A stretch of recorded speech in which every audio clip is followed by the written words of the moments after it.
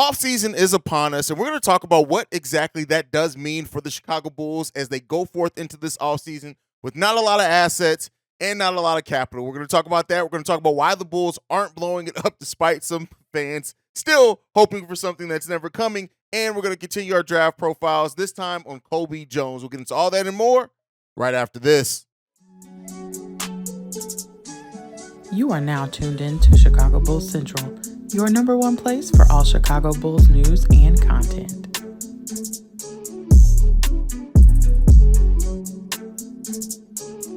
All right, Bulls fans, welcome to another episode of Chicago Bulls Central, your number one spot for everything Chicago Bulls related. I'm the host here, Haize. You can follow the show at at Bulls Central Pod on every social media platform that we're on, if I can get my own social media correctly.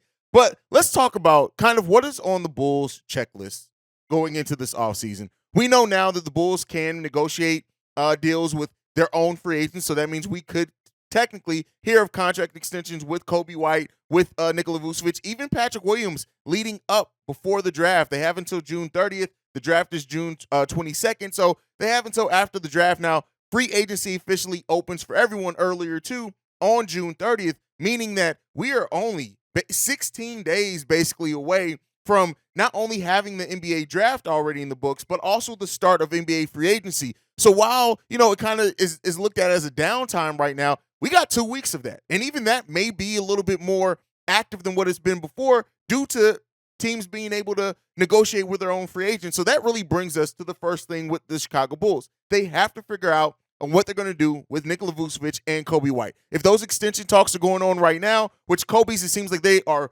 fully intending on letting him go out and maybe finding his own deal in restricted free agency. But Vooch, they need to get Vooch locked in sooner rather than later if they are re-signing the big man, mainly because if not, they need to know how they need to pivot to go out and shore up that starting center position. And no, as much Bulls fans that ask, no, Andre Drummond is not ready to be the starting center. And no, starting Nikola Vucevic and Andre Drummond together is not the answer for anything other than if you're trying to be into the bottom 5 teams in the NBA and up that draft pick. But re-signing Vooch and figuring out is probably the first one. The next up is working out that contract extension with Coby. But like I said, I do think they're going to let the restricted free agency play out, which may mean that unless a team has Coby high on their priority list, we may see that play out more towards the end of free agency, right? We typically, unless it's just a high-level free agent, like we've seen teams go after and see what they can get out in free agency, and then the teams that miss out on their main targets, they start pivoting towards restricted free agents of other teams. So the Coby resolution may come a little bit later down the road than what Vooch does, but you never know. And that's kind of the next thing up. After the Vooch of it all, this Bulls team needs to figure out what they're doing with their point guard situation. If that's starting Coby White at point guard, cool. That means you still need to figure out depth on your bench, right? That then frees up a spot and some space to go after some size, right? And get Alex Caruso off of playing the starting power forward. Hopefully P. Will pushes him out of that as well. But they have to figure out their point guard situation. And the Bulls front office may already feel like they have that situation figured out if they do plan on giving Coby White the opportunity to be the starting point guard. So once that's figured out, the next thing after that is adding shooting and size, right? And there may be a complete world in which we only get to add one, right? We only get to add one. And if it's going to be one, I would say it's shooting-wise. I think, the Bulls, their offensive rebounding numbers are terrible because part of Billy Donovan's scheme is immediately after an offensive shot goes up for us, we have maybe Vooch, maybe one player try to stay down there, but everybody else goes and sets up on the defensive side of the ball. It's why our defensive rating numbers are a little bit inflated as well, because we get set up and limit the transition opportunities from other teams. But that's me going down a basketball nerd rabbit hole. But ultimately, I think adding shooting should be the next thing up, and some size if you can. But considering where the Bulls are right now with assets, considering, yes, we have a full mid-level exception and technically a biannual exception at our disposal. But if we re-sign Vooch, if we re-sign Coby White, we're not going to be able to use all of that, all of the mid-level exception to go after a free agent. So that's if we're avoiding the luxury tax, which we know is a big thing with this ownership group. So ultimately, that's kind of the things. And the next up, you have to prioritize player development, which I know that they just hired the coach. Shout out to that. I'm glad that we got a shooting coach who's going to be doing more than just shooting here, but actually be really a part of development plans. And I love that, because one thing that this Bulls team has sucked at is developing the young players that they've brought in. Now, yeah, Dalen Terry was raw. Yeah, Kobe White took a step absolutely last season. I'm not necessarily laying that at the feet of Billy Donovan and the coaching staff, but I just think having a streamlined development plan and also in-game development plan, meaning you got to run some sets for these guys. And those are things that ultimately the Bulls need to decide. Now, we still have other questions, absolutely, that we need to decide. What are we doing with their two-way contracts? If I'm not mistaken now, the CBA also allows for an additional third two-way contract, so be on the lookout for that. What's going on with Marko Simonovic? No, Bulls fans are not excited about Marko's development anymore, and that's on this staff, right, in the front office and everything. But if Marko is going to be on an NBA contract next season, he's been on a full NBA contract this whole time, you have to play him minutes. I don't care if he's not ready. Trial by fire. It's the last year of his deal. If you're not going to get up off of it, then you have to at least see what he can do, trial by fire. And if he does not work out and the offensive upside that he has is completely taken down as expected by his defense, then get his ass up out of here. But at least eliminate that question. We've been needing size, and if nothing else, Marko Simonovic does offer rebounding, and he does offer some ability to stretch the floor as well. So, I think it's time, and these decisions have to be made. These are some decisions that we've kind of kicked the can down the road for a little while there, but ultimately the Bulls got to figure it out, and that's just what it comes down to. Are we going to have the offseason that many Bulls fans are hoping and expecting? No, and that kind of brings us into our next topic. The Bulls are not blowing it up. No, they're not trading Zach LaVine. It's not happening. I don't even think, as much as I think they should explore deals, they're probably not even going to move DeMar DeRozan. We are bringing it back more than likely. And there is terrible negatives with that. There's some positives in that as well, even though some people would have you not believe that there are any at all. But ultimately, it's just you have to look and survey the reality of where we are. This team is not trying to bottom out at all. That's not what AK does. Even though he pivot from it? Sure, absolutely. But there's been no indication of that being a serious thing to consider for this team, them blowing it up. With the same flip side of that, we know continuity. We don't expect to net us a lot more either unless we get some key acquisitions and free agents in the building for the Chicago Bulls. But ultimately, we're looking at a realistic and the most realistic scenario, unfortunately, of us just running it back.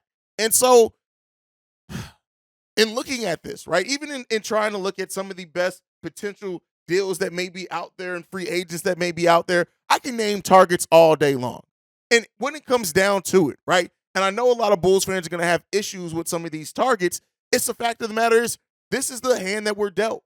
The Bulls don't look, because keep in mind, the period in time in which it would take to get it approved using either the disabled player or the career-ending injury exception for Zoe, that right now, with how long it take, the Bulls haven't filed it. Unless we just don't know about it, which this is a front office to do things in secret, the amount of time that it would take to get that approved, most quality free agents are going to be off the board. So right now, unfortunately, it doesn't seem like the Bulls are doing that. So unless a trade happens to free up some more space, unless they don't re-sign one of Nikola Vucevic's contracts or Kobe White, the fact of the matter remains, the Bulls have what they have as far as assets.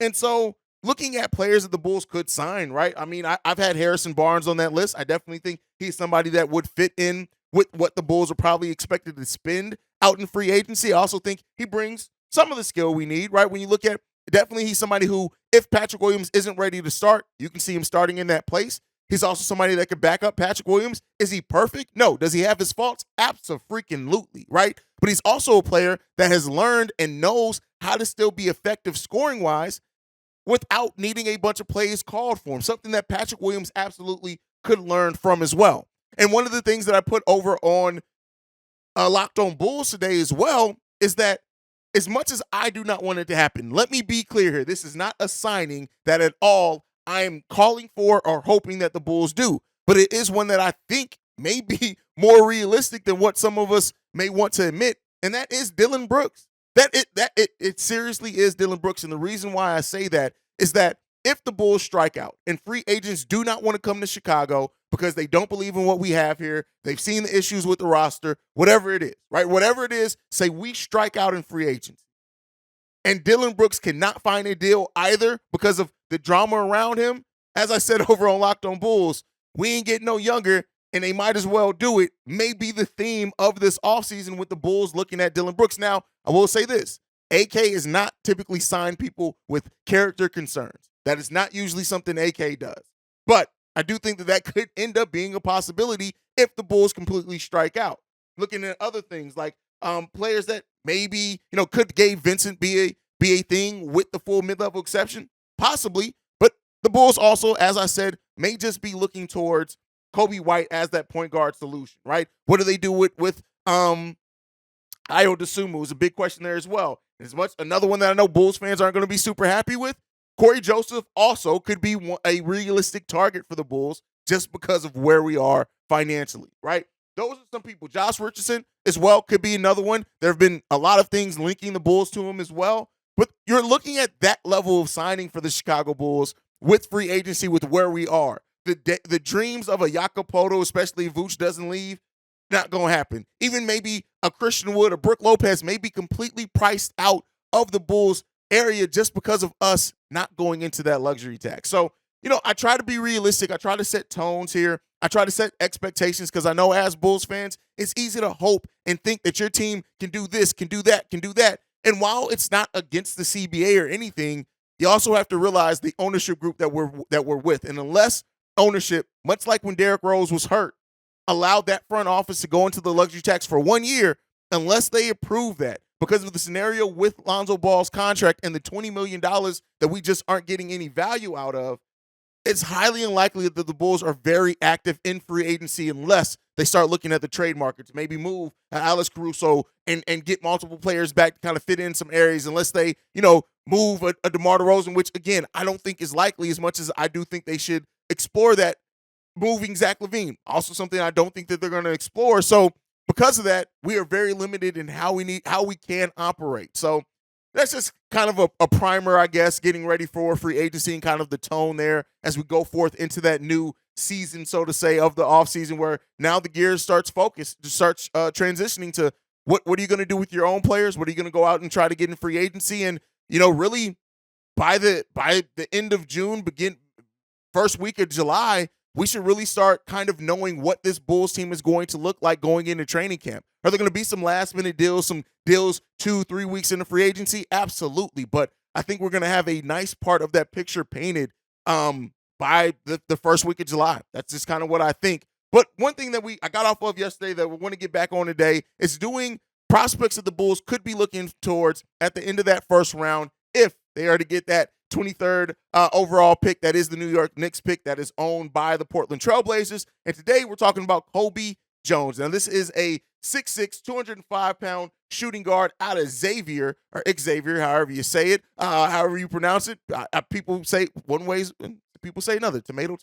But this guy is a guard who it shapes to be up a 3-and-D wing at the next level. And if you look at, I'm kind of trying to find people that fit a need for the Chicago Bulls right now, right? That can come in and perform. He was a junior in college, so he's been around. You expect him to come in and at least do some things, but he's still fairly young, 21 years old, even though he went to being a junior. So again, his birthday is in May. He just turned 21. So he's coming in, 21-year-old season. He has a nice feel in the half court. We need some help with half court creation.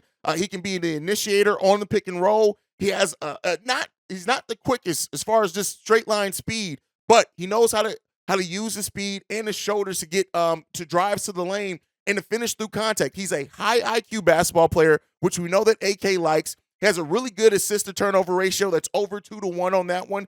Great vision and passing ability. So again, somebody that can come out, can be your off guard, do some ball handling for you, especially if he ends up coming off that bench. He also has a solid post game for a guard, and that's something that we see guards start adding later on in their careers. So the fact of the matter that he already has a solid post game that he's been developing to go with his passing and shooting ability, this is another guy who, again, you're not looking at, if you're drafting him, getting somebody who's going to develop into an all-star or anything like that, more than likely. But again, this is a guy who can come in, performed day one, smart, gives you two-way play, which we need out there on that wing, a 3-and-D type person. He knows how to use his size and his strength and his overall intelligence to really get to the lane as well. I wouldn't necessarily call him a 3-level scorer because I don't know if he creates well enough in the mid-range, but I will say that he's a guy that can flat out score the basketball for you, especially if you get into a more motion-based offense where the ball moves around freely, and he brings in that three-point shooting percentage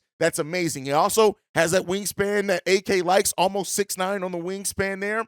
And the things that as far as the negatives around him, not a great athlete. He's not going to jump out the gym, right? He doesn't have the most amazing, like I said, straightforward speed at all. He's a good shooter.